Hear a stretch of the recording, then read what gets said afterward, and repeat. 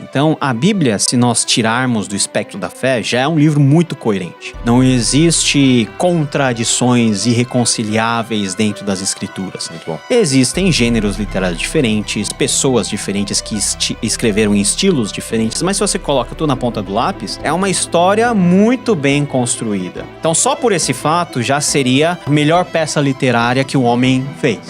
Mas nós cremos que Deus, ele falou conosco. Ele revelou a sua vontade, usou de habilidades de mais de 40 autores para, ao longo de 1000, 2000 anos, escreverem toda a Bíblia. E essa Bíblia, ela não somente foi registrada, mas ela foi transmitida até os nossos dias. Então, quando nós vemos o cuidado de Deus em fazer com que um mesmo livro, formado de vários outros, atravessasse 2000 anos de forma estável, e quando nós vemos o como a sociedade foi beneficiada por meio da palavra de Deus, como vidas foram transformadas, nós temos a evidência que Deus realmente fez isso, se apresenta para o ser humano como o Senhor de todas as coisas, e o seu desejo é que nós possamos conhecê-lo por meio do meio que ele nos estabeleceu. Deus fala conosco de maneira particular, personalizada, somente por meio da Bíblia.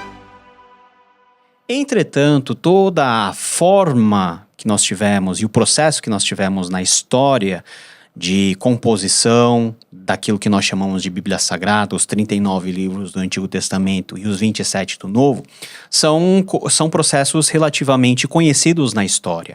Então a tradição, vamos dizer assim, judaica recebe todos os 39 livros, e já na época de Jesus há uma aceitação de que esses livros são livros que nós consideraríamos hoje canônicos ou autoritativos. Pelas próprias citações, né? Pelas próprias citações, pela autoevidência e até pela tradição que se consolidou entre o Antigo Testamento e o Novo Testamento. Então, uma vez que o Antigo Testamento foi terminado, os judeus, né, tiveram um tempo para assimilar todo aquele conjunto de livros agora como uma coleção religiosa e autoritativa para eles.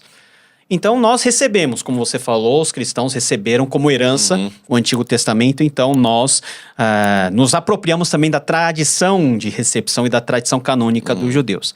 Agora, o Novo Testamento foi escrito depois de Jesus, né? A partir da década de 50 até a virada do final do primeiro século, quando nós temos o Apocalipse sendo escrito por último, e antes, provavelmente, muito possivelmente, as cartas de Paulo, 1 Tessalonicenses, depois Marcos sendo escritos primeiro. Essas cartas, esses evangelhos, esses documentos, eles foram sendo transmitidos para as igrejas do mundo mediterrâneo, porque as igrejas iniciais estavam todas elas na região onde nós temos o mar Mediterrâneo banhando. Então, um processo lento, onde uma igreja tem as cópias, depois essas cópias são copiadas novamente e transmitidas a outras igrejas, até que nós temos um uso universal desses documentos, desses 27 livros, em todas as igrejas do mundo mediterrâneo. E é a partir daí que se estabelece um consenso canônico. Muitas pessoas acham que o cânon do Novo Testamento foi definido com uma canetada de alguém. Mas não. Há um reconhecimento da igreja daquilo que é prática já há muito tempo. Então você vê as primeiras listas, né, canônicas, nós temos a partir do final do segundo século, mas a igreja tem aquela decisão mais firme já a partir do quarto, quinto século, aí não tem mais dúvida. Mas todo esse tempo é um tempo que faz sentido. Por quê? Porque é o tempo onde os livros, os documentos, eles vão sendo todos eles utilizados e recebidos em um mundo muito grande. Não tem WhatsApp, não tem PDF, não tem nada dessas coisas. É cópia. Mão, né? Para fazer uma cópia já demora anos. Para transmitir a cópia são outros. Então imagina todas as igrejas tendo um uso comum do mesmo número de documentos do Novo Testamento e até a igreja se certificar que é um consenso e que agora sim, nós vamos reconhecer o que já todo mundo já reconheceu. São esses livros e não há margem para outros. Né? Então o processo é muito mais orgânico, muito mais histórico e menos atrelado a esse mito de que a igreja fez e pronto, ponto final. Na verdade, surgiu dentro do contexto da igreja, mas não foi uma decisão assim de uma pessoa ou de duas. Muito bom. Bom demais. Então, a gente pode confiar que a Bíblia é a palavra de Deus. Podemos O pai de confiar. família pode abrir e falar, eu vou Pode. criar o meu filho, minha filha, de acordo com isso aqui que está escrito. Pode, porque novamente é uma questão de fé. Então, a Bíblia, se nós tirarmos do espectro da fé, já é um livro muito coerente. Não existe contradições irreconciliáveis dentro das escrituras. Muito bom. Existem gêneros literários diferentes, pessoas diferentes que escreveram em estilos diferentes, mas se você coloca tudo na ponta do lápis, é uma história muito bem construída. Então, só por esse fato, já seria a melhor peça literária que o homem fez. Uhum. Mas nós cremos que Deus, ele falou conosco. Ele revelou a sua vontade, usou de habilidades de mais de 40 autores para, ao longo de 1.000, 2.000 anos, escreverem toda a Bíblia. E essa Bíblia, ela não somente foi registrada, mas ela foi transmitida até os nossos dias. Então, quando nós vemos o cuidado de Deus em fazer com que um mesmo livro, formado de vários outros, atravessasse 2.000 anos de forma estável, e quando nós vemos o como a sociedade foi beneficiada por meio da palavra de Deus, o como vidas foram transformadas, nós temos a evidência que Deus realmente fez isso, se apresenta para o ser humano como o Senhor de todas as coisas, e o seu desejo é que nós possamos conhecê-lo por meio do meio que ele nos estabeleceu, né? O canal de comunicação é tão somente a Bíblia Sagrada. Muito bom. Deus fala conosco de maneira particular, personalizada, somente por meio da Bíblia. Muito bom, ótimo, excelente. E a gente tem no Novo Testamento, então, uma composição meio curiosa, né? Boa parte dela é composta por um homem exclusivo ali, né? Apóstolo Paulo, que é o responsável pela produção, inspirado pelo Espírito Santo, é o que nós cremos, de boa parte das escrituras. A gente tem, então, no início ali até Atos dos Apóstolos, os livros descritivos e os normativos começam então com o apóstolo Paulo.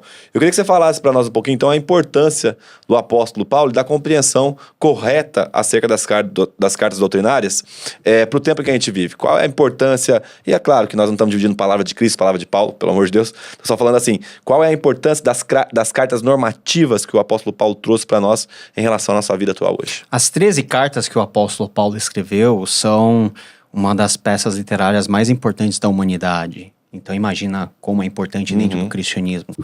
Paulo é uma pessoa muito semelhante ao homem moderno. Em que sentido? Era uma pessoa cosmopolita, tinha um conhecimento vasto de culturas variadas, ele nasce num contexto que não é puramente judeu, ele é de Tarso, uma cidade, uma província romana, ele é cidadão romano, ele se aproveita desse direito também para ter certos tipos de privilégios, como por exemplo ser julgado por César e não ser molestado pelos judeus. Então Paulo é uma pessoa muito interessante. Interessante também foi todo o seu processo histórico de conversão, de chamado, tudo isso.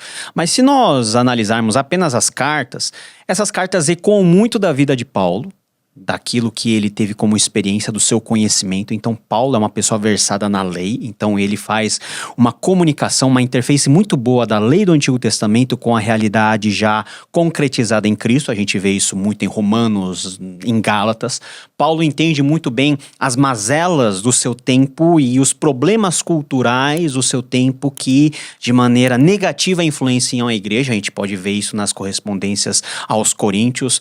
Então Paulo, ele se mostra como uma pessoa que, munido do evangelho, sabe ter uma visão correta da sociedade onde ele mora, onde ele vive, e sabe responder de forma correta os questionamentos levantados pelas suas comunidades. Porque as cartas de Paulo não foram escritas assim porque Paulo um dia não tinha nada para fazer, ele estava lá no seu terraço em Jerusalém ou preso em qualquer lugar. Eu vou escrever os romanos porque eu tô com saudade deles. Não. Todas as 13 cartas nascem de crises instaladas nessas igrejas e que demandam de uma resposta apostólica, uma vez que não tinha Google Meets na época, não tinha WhatsApp, não podia fazer teleconferência com o apóstolo Paulo, só carta era o meio seguro para Paulo ele manifestar a sua vontade e ensinar, corrigir todos os seus discípulos espalhados pelo mundo mediterrâneo.